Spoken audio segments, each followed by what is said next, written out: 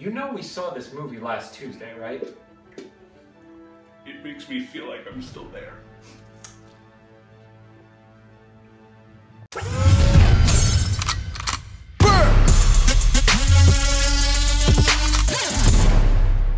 John Carl and I actually had a very fantastic opportunity to catch Avengers Age of Ultron a little early. We saw it last week. Because WallE sat through 30 hours of straight Marvel movies. It was so good. I just went to Avengers Age of Ultron. He's a chump. So, seeing as how we've seen the film, we wanted to give you guys a little bit of a review beforehand, but because reviews are lame and don't want to just do that, and we're multitaskers. And we didn't want to use footage from the movie that would get the video taken down by Marvel. Yeah, copyright bad. Yeah. So we're going to put together the Avengers Tower LEGO piece in fancy pants, high frame rate, no, normal frame rate, time lapse. Ooh. And we're going to give you our thoughts on the movie at the same time. Yeah. So, check it out. Enjoy. So as we're building this Avengers Tower, we're going to jump right into the nitty-gritty of this film. One of the coolest scenes for an Avengers fan isn't always the fight scene, it's the interaction between characters. And WallE, what did you think about the scene where everybody's having a little bit of a party, which had some awesome cameos and stuff at it? What was really great about this early party scene in Avengers Age of Ultron is how it very seamlessly brought together a lot of little pieces from all of the other films. You have Anthony Mackie back as Sam Wilson, no costume yet, but, you know, as the Falcon. You have Don Cheadle as Rhodey. Yep. A couple small little hints and nods to other stuff. Anthony Mack talking about the missing persons assignment he's on, and all these sort of wink, wink, nudge, nudge things that sort of inform you that this is a middle piece and there's a lot of different things happening in the whole MCU right now, which we haven't really seen so directly presented in these movies yet. Yeah, and one other thing, and we'll try to keep this as spoiler-free as we can, too, but the scene where everybody is having drinks and playing around with who can pick up the hammer, one is just a great interaction between all those characters, and then gives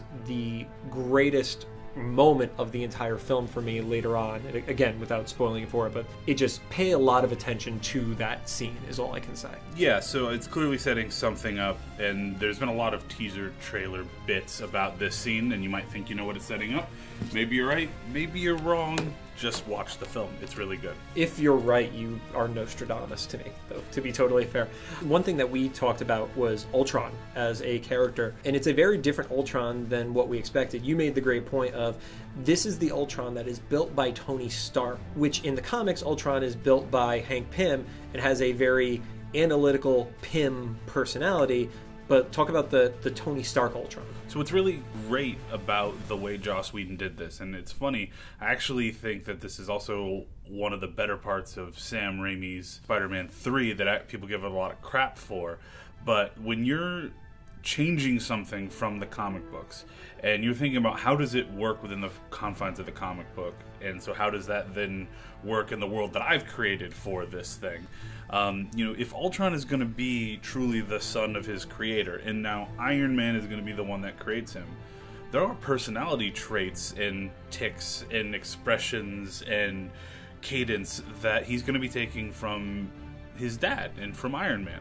So we see the natural evolution of, okay, if this character is created by Tony instead of Hank, then he's not going to be the Ultron exactly as you know him in the comic books. He's going to be this character who's equally as menacing, but he's going to have the personality traits from that lineage that's unique to the film. It has an end goal in mind based off of the data presented in front of him, but also he has a twisted sense of humor, and he's cocky, and to be totally fair, he's kind of a dick too.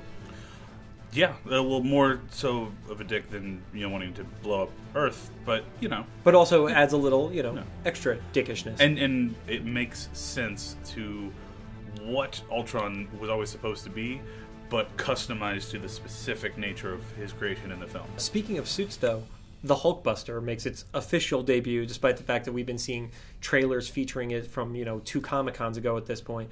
What were your thoughts on that? The Hulkbuster was okay. Yeah. You know, it wasn't, I mean, it was the Hulkbuster. Yeah. And I think the Hulkbuster is exciting when it's surprising, and it wasn't surprising in this. We knew it was coming.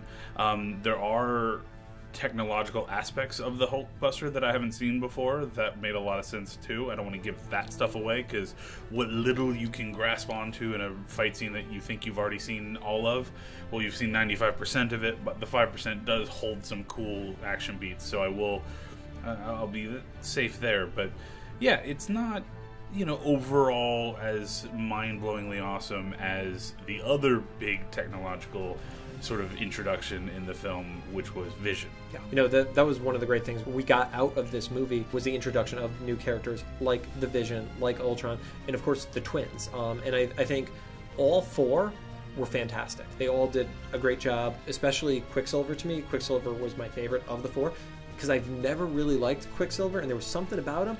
I still didn't like him, but that's what I wanted to have happen. Yeah, it's funny that this character had probably nothing a tenth of as cool as what Days of Future Past Quicksilver had. Yep. But the character was on point, and you know what? It was good. I mean, I don't like him as much as John clearly does, but he definitely was appropriately constructed. But for me, the best new character was Vision.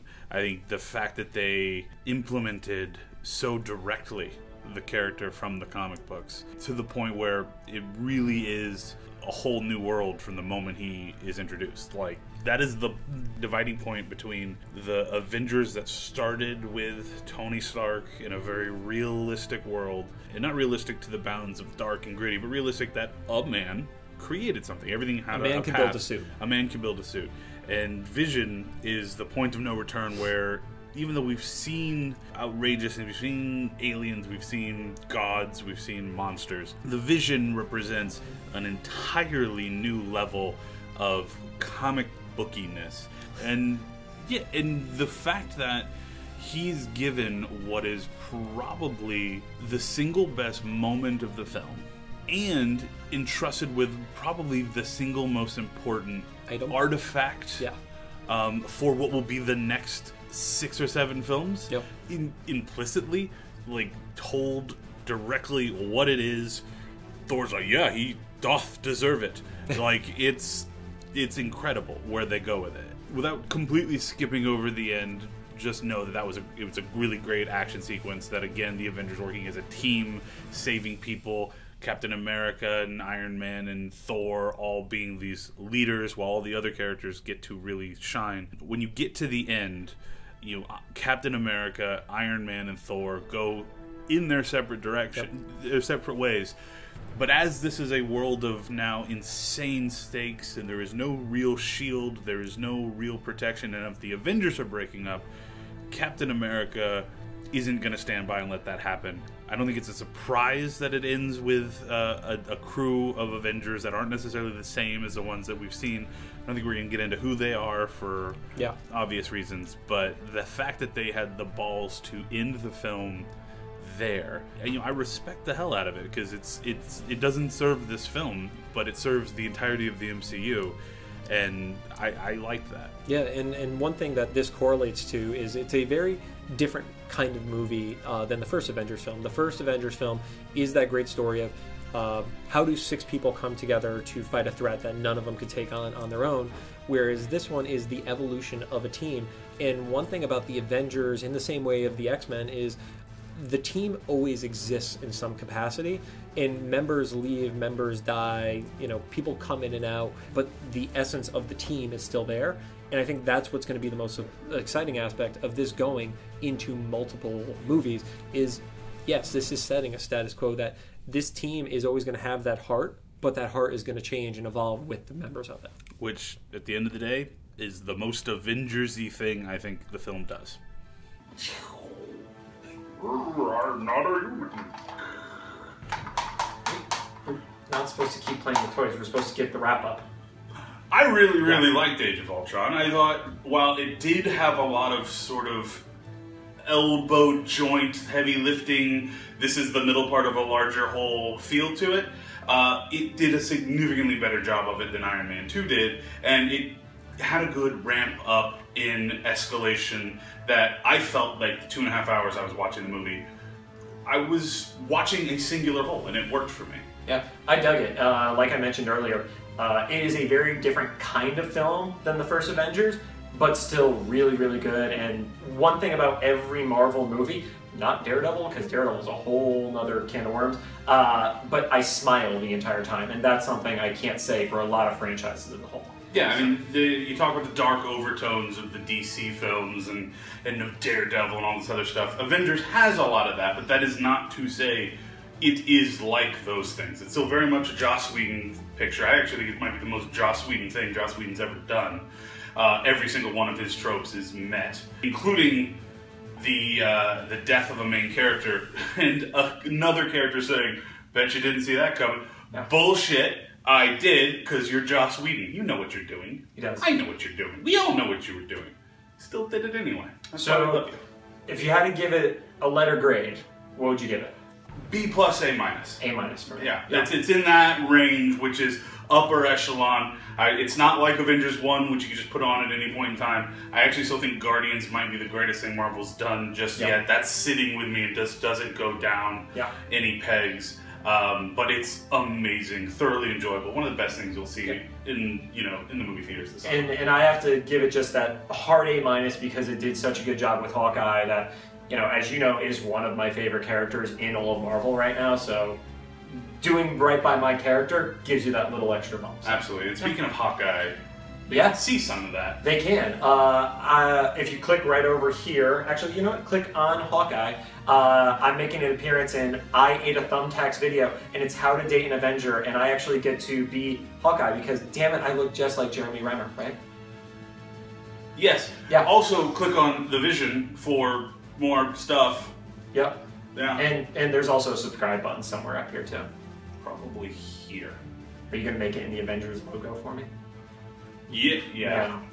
Yeah, maybe. Yeah. No, we'll see. Maybe. Cool. Thank you, guys. Hope you enjoyed. We'll see you soon.